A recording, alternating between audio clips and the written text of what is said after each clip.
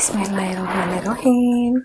Assalamualaikum warahmatullahi wabarakatuh. Halo teman-teman, terima kasih sudah mampir ke channel saya. Saya Ovi Soekarno. Kali ini saya mau sharing-sharing mengenai pengalaman riyadhah yang pernah saya lakukan. Insya Allah saya tidak bermaksud untuk pamer ya atau apapun ya. Semoga Allah selalu menjaga hati saya. Mohon maaf ya teman-teman jika saya berbicara kurang lancar. Maklum saya sebenarnya orangnya yang introvert banget gitu, dan lebih suka diam daripada banyak bicara. Itu yang membuat saya agak kesulitan sebenarnya, tapi menjadi tantangan tersendiri buat saya untuk bikin channel YouTube. Saya lebih cenderung menulis ya gitu, dan memang saya suka sekali nulis. Juga maafkan jika ada latar belakang suara yang tidak nyaman, kredit. Maklum aja, saya tidak punya studio untuk rekaman, dan kediaman yang saya tinggali berada di pinggir jalan. Jadi banyak orang yang lalu lalang gitu, dan berbagai macam suara. Harap dimaklumi ya teman-teman. Siapa sih manusia di dunia ini yang tidak ingin hidup senang gitu, bebas finansial, mau apa aja kesampaian, hidup tenang, bahagia, semua pasti kepingin lah ya. Begitu juga dengan saya. Saya punya seorang ustadz. Sebenarnya banyak sih ya ustadz pegangan saya. Jadi untuk satu masalah biasanya saya tidak bertanya dengan satu ustadz aja. Pasti saya tanya dengan beberapa ustadz yang satu pemahaman dengan saya.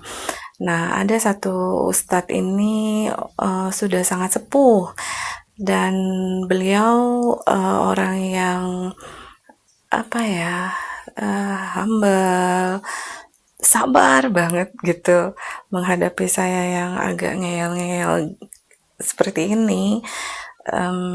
Ibaratnya kata ustadz saya ini santri kalong, jadi nyantri tapi nggak nginep gitu kan. Banyak sih sebenarnya amalan yang diajarkan kepada saya, hanya ya saya milih-milih dong, nggak semua harus dikerjakan. Kalau ada amalan yang dikasih menurut ustadz saya ya diambil aja, mana tahu suatu saat ada seseorang yang membutuhkan. Insya Allah saya bisa berbagi ilmunya gitu. Yang diharapkan ustadz saya itu seperti itu. Jadi jadi amal jariah juga kan buat ustadz saya, buat saya juga sebagai perpanjangan ilmu beliau. Kali ini saya mau berbagi kisah mengenai pengalaman saya menjalankan riyadhah, mengamalkan surat Al-Waqiah, surah Ar-Rahman, dan Yasin. Jadi saya itu setiap ba'da sholat asar saya langsung membaca Al-Waqiah 14 kali. Awalnya sih berat banget kan, karena Al-Waqiah itu lumayan panjang ya suratnya, dan itu harus 14 kali. Awal mula sih pengalaman saya insya Allah berusaha ya, ini mohon maaf, tidak bermaksud, jangan sampai saya jangan sampai ada penyakit hati di diri saya gitu. Jadi ini cuma sekedar supaya bisa tahu kira-kira berapa lama gitu loh saya awal-awal mengerjakan 14 kali membaca surah Al-Waqiah. Jadi saya tuh setiap kali insya Allah diusahakan untuk begitu azan saya langsung sholat tepat waktu. Jadi begitu selesai sholat asar, saya mendawamkan surah Al-Waqiah 14 kali. Jadi yang waktu awal-awal itu selesainya 14 kali, pas banget masuk waktu maghrib. Bahkan waktu itu saya ingat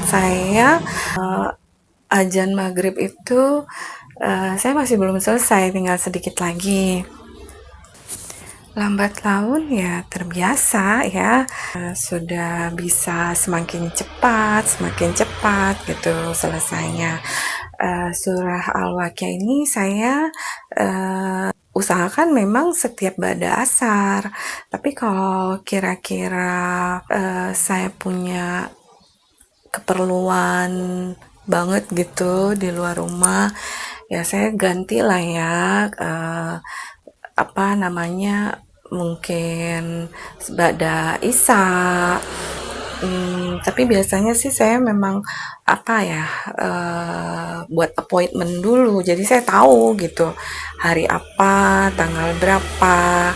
Saya tuh ada keperluan, ada pekerjaan di luar. Jadi saya udah bisa atur-atur waktu mengganti atau mengusahakan untuk asar itu saya nggak diganggu gitu. Saya memang benar-benar mau itikaf mengerjakan Al-Waqiah. Sementara kalau Ar-Rahman, saya memilih hanya satu kali aja membaca Ar-Rahman dan waktunya ya random lah kapan saya sempat. Begitu juga dengan surah Yasin, saya hanya mengerjakannya satu kali aja setiap harinya. Yang fokus ya Al-Waqiah karena jujur pada saat itu saya memang punya target, punya keinginan untuk masalah rezeki. Alhamdulillah ya, setelah 41 hari itu udah kelihatan gitu. Udah kelihatan banget, apa-apa dimudahkan. Yang paling utama itu diberi ketenangan hati. Kalau teman-teman bertanya, terus apa dong yang saya dapatkan dari Riyadho yang sudah saya jalankan? Banyak ya, yang kecil-kecil banyak sekali. Tapi nggak Allah tuh nggak ngasih cash pada saat itu gitu. Saya merasakan sampai detik ini pun keberkahan itu tuh masih berjalan, masih diberi kemudahan.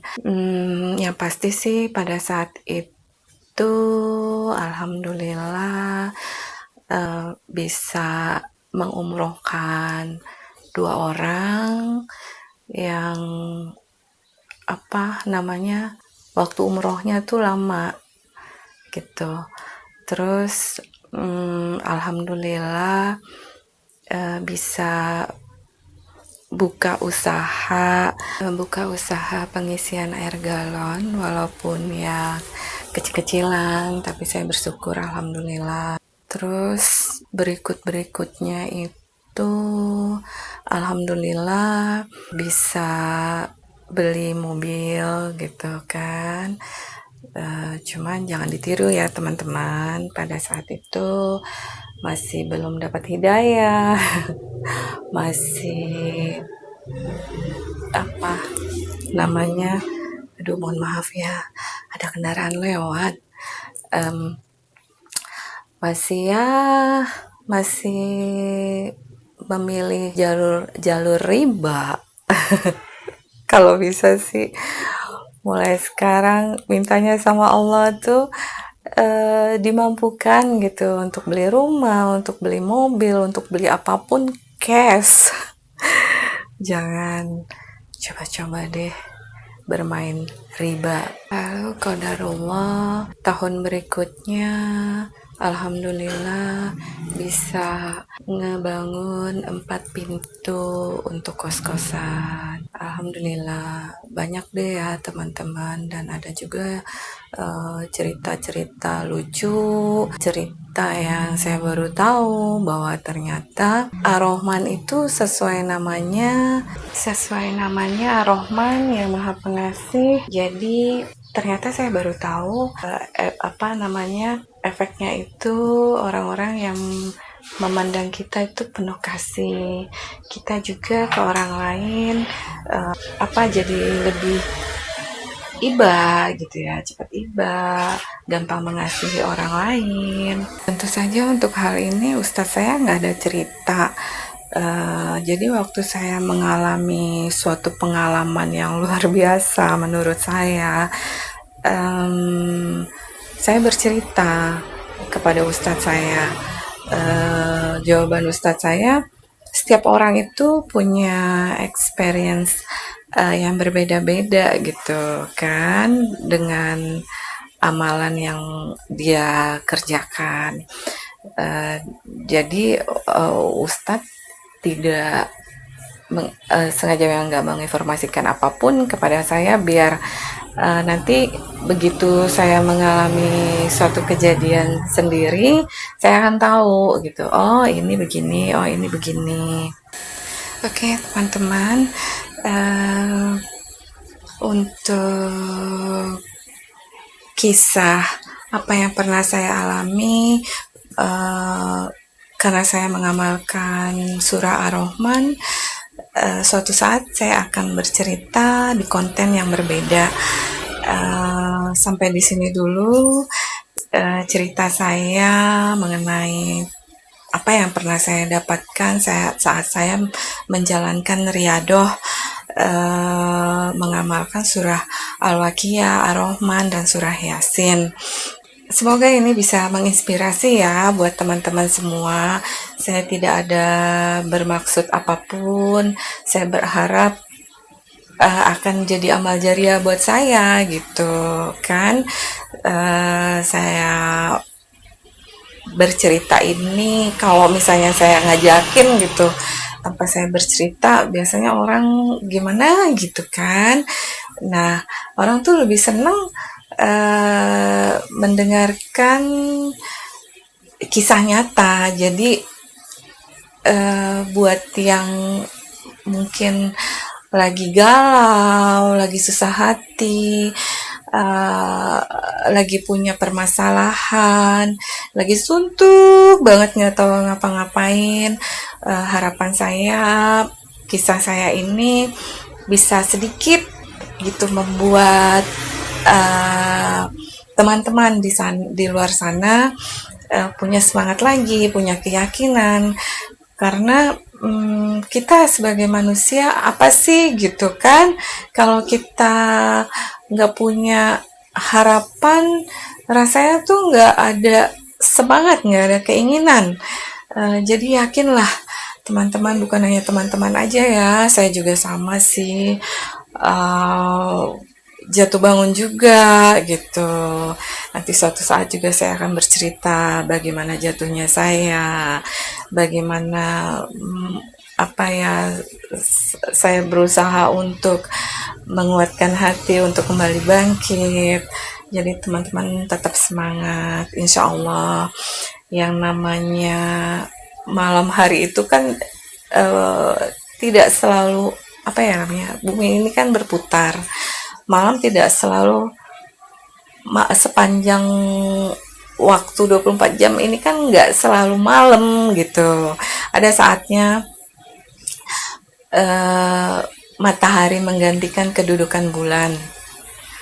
Jadi yakinlah bahwa matahari pasti akan terbit.